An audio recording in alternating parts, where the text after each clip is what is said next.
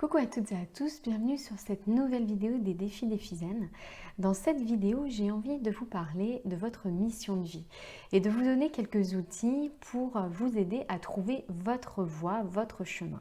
On est tous très occupés dans la vie, on fait plein de choses au quotidien, on a plein de tâches obligatoires et en fait bien souvent on perd un petit peu le fil de ce pour quoi on est fait, de ce qu'on aime vraiment faire et des fois on a une sorte de malaise profond, hein. On se rend compte que notre vie ne nous ressemble pas vraiment. Elle est faite de plein d'habitudes, de conditionnements, d'éducation, de décisions passées, mais en réalité parfois ça ne colle plus vraiment à ce qu'on est au fond de nous. J'aime beaucoup cette citation d'Oscar Wilde qui dit Vivre est la chose la plus rare au monde, la plupart des gens se contentent d'exister ». Alors posez-vous un petit peu cette question. Est-ce que vous avez vraiment l'impression de vivre, d'être vraiment épanoui, de réussir votre vie, de faire exactement ce que vous aimez faire? Ou est-ce que vous vous contentez d'exister, de suivre un petit peu le fil de vos tâches obligatoires, de votre quotidien et de ne pas vraiment le piloter? Alors, il y a quelques mois, j'ai eu le temps, l'occasion de réfléchir un petit peu sur un malaise, une sorte d'insatisfaction permanente que je ressentais. Je me suis aperçue très rapidement que le problème que j'avais, c'était que en fait, je ne faisais pas de ma vie ce que j'aurais aimé en faire, que j'étais un peu prise dans un engrenage et puis voilà, j'avais un peu perdu le fil. Donc je me suis décidée à changer pour que ma vie me ressemble vraiment.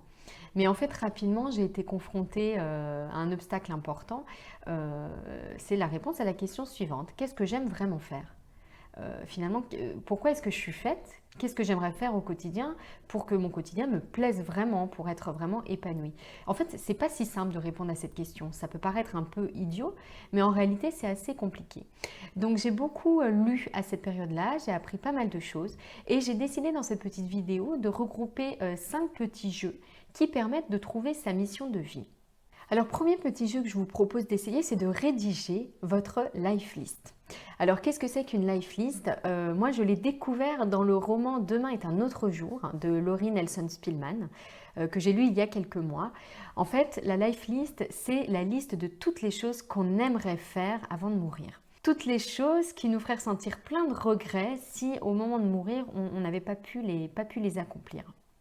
Donc dans cette liste, il y aura tout un tas de choses, il y aura des envies de voyage, des livres à lire, une langue à apprendre par exemple, mais ça peut être également un métier, une activité particulière, un rêve un peu fou, mais est-ce qu'il est vraiment si fou que ça? Bref, tout un tas de choses. Donc vraiment, prenez le temps, prenez une feuille, prenez un crayon, octroyez-vous une trentaine de minutes ou une heure, voire plus.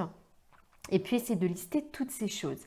Voilà, toutes ces choses. Posez-vous cette question. Si je devais mourir dans un an, qu'est-ce que j'aimerais faire d'ici là? Donc, dans cette life list, vous trouverez plein de choses. Et dedans, se dessinera également ce qu'on appelle donc votre mission de vie, votre voie, votre chemin, ce qui vous tient vraiment à cœur, ce qui vous fait vibrer profondément. Deuxième petit jeu que je vous propose d'essayer pour trouver votre mission de vie, c'est l'identification de ces valeurs. Donc en quoi ça consiste? Ça consiste à établir la liste de toutes les valeurs qui vous sont vraiment essentielles. Vos valeurs essentielles, ce sont toutes les valeurs qui vous font vibrer, celles en lesquelles vous croyez vraiment, celles que vous avez envie de défendre.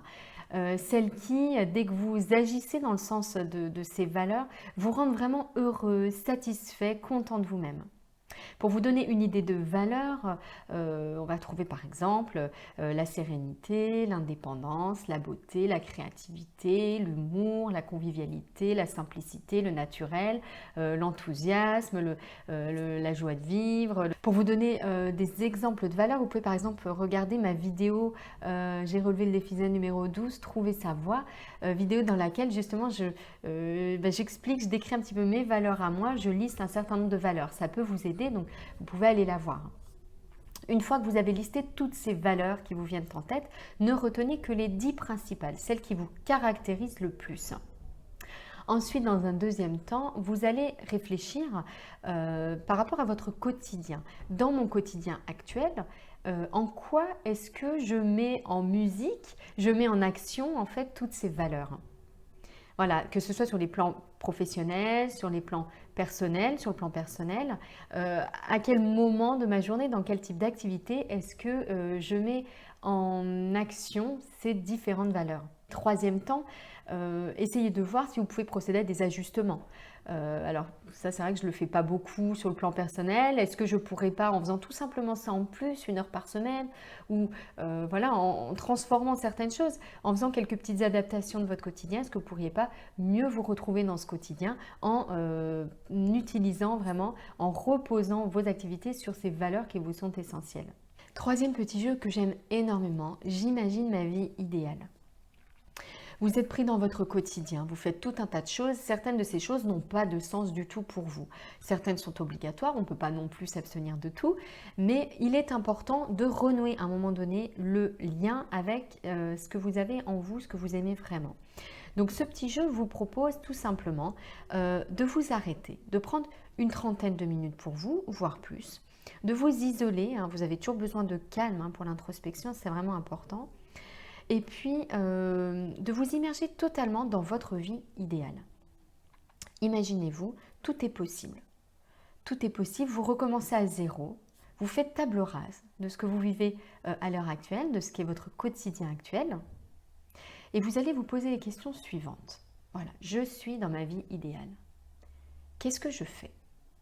Qu'est-ce que je fais le matin? Qu'est-ce que je fais l'après-midi? Quelles activités? Quelles émotions est-ce que je ressens?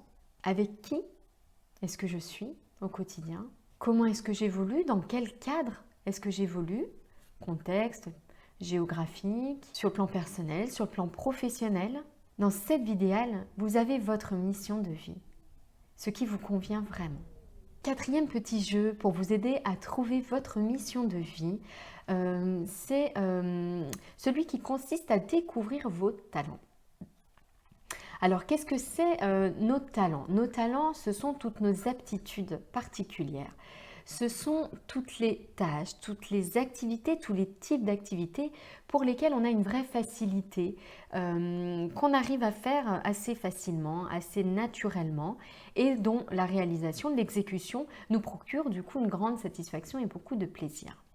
L'idée de découvrir ses talents, c'est de partir du principe que plutôt que de passer son temps à essayer de corriger nos points faibles, là on est très fort pour ça dans le domaine professionnel, pourquoi est-ce qu'on ne passerait pas un peu plus de temps à valoriser nos points forts, ce pourquoi on est bon, on est doué et qui nous procure du coup plus de plaisir. Alors pour identifier vos talents, vos aptitudes particulières, posez-vous quelques questions. Qu'est-ce que je fais naturellement au quotidien de manière spontanée? Dans quelles activités est-ce que j'ai des facilités? Je m'en rends compte parce que j'y reviens souvent, parce que je vais plus vite que les autres, parce que ça me paraît facile, parce que ça me fait plaisir de le faire, ça me fait du bien de le faire. Alors ne pensez pas que parce que vous êtes doué dans quelque chose, c'est quelque chose de facile, que tout le monde y arrive et que donc ça ne vaut même pas le coup de l'écrire. Bien au contraire, c'est dans ces choses qui vous semblent très faciles que se situe votre mission de vie. C'est dans ce cadre-là que votre mission de vie doit s'inscrire. Donc c'est vraiment important de faire le tour de toutes ces aptitudes. Alors je reconnais que ce n'est pas facile à faire. Pour nous aider, il existe 2 outils. J'en ai sélectionné 2 parce que je les ai utilisés moi-même.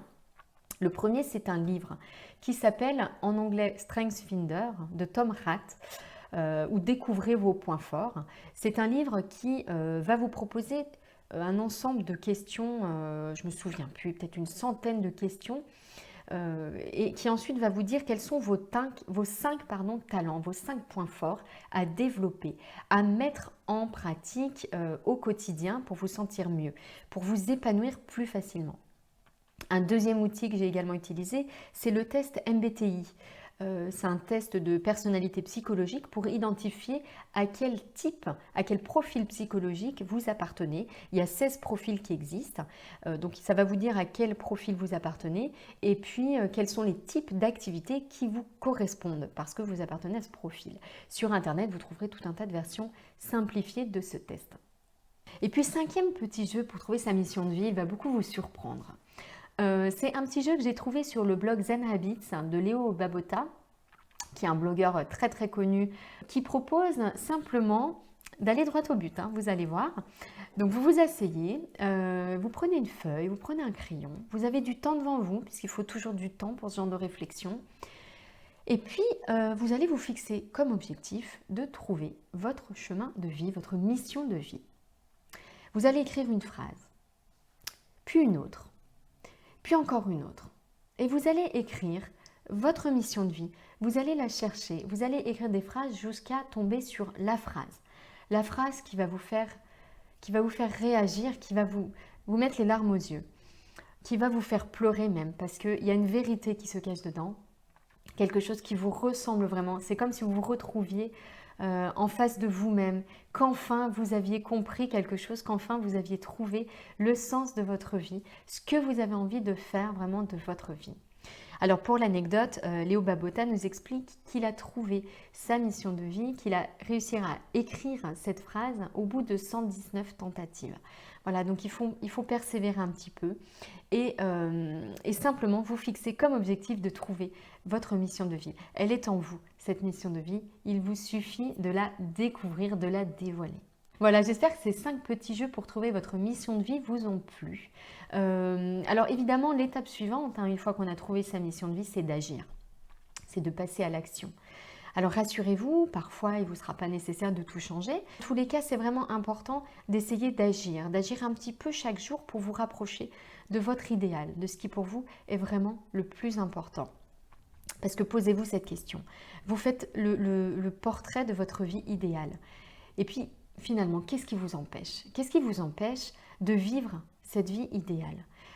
Quel risque est-ce que vous prenez à accomplir un petit pas chaque jour pour vous en rapprocher? Voilà, je pense que ça vaut le coup d'essayer. Donc gardez bien tout cela en tête, c'est vraiment de votre vie qu'il s'agit et c'est hyper important, c'est d'ailleurs tout ce qu'on a.